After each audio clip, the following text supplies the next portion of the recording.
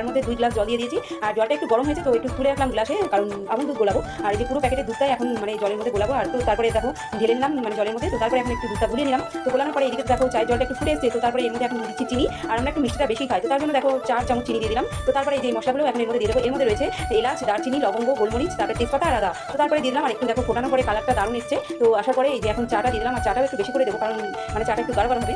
তো তারপরে দেওয়ার পরে 2 মিনিট যে মানে ফুটিয়ে নিলাম। ফোটানোর পরে দেখো চায়ের কালারটা দারুণ এসছে, খুব সুন্দর কালার এসছে। তারপরে একটু গরুর দুধও দিয়ে দিলাম দুধের মধ্যে। তো তারপরে দেখো ফোটানোর পরে এই যে দুধটাও এখন দিয়ে দিলাম চায়ের মধ্যে। দেওয়ার পরে এখন ভালো করে ফুটিয়ে নেবো মানে চাটা। তো এই যে এখন ভালো করে ফুটিয়ে নিলাম। ফোটানোর পরে দেখো কালারটা দারুণ এসছে, গাঢ় গাঢ় চাটা হয়েছে। তো তারপর যাই হোক এদিকে চাটা তো আমার কমপ্লিট হয়ে গেছে। তো এখন এই যে চাটা ছেঁকে নিলাম। ছাকার পরে এই যে আজকে আর বড় কাপে চা খাবো না, ছোট ছোট চা কাপে চা খাবো। তো তারপরে দেখো গ্লাসে ঢালার পরে এখন কাপে ঢেলে নিচ্ছি। তো ঢালার পরে এখন এই যে চা এখন রেডি। তো তারপরে এই যে বিস্কিটগুলো দিয়ে এখন চা খাওয়া হবে। তো দেখো আমি এখন চাটা নিয়ে চলে আসলাম মানে বারান্দায়। তো তারপরে এখন চাটা নিয়ে বসবো। তো দেখো চা নিয়ে বসে পড়েছি আর এখন চাটা খাওয়া হবে। তো দেখো এখন চাটা খাবো।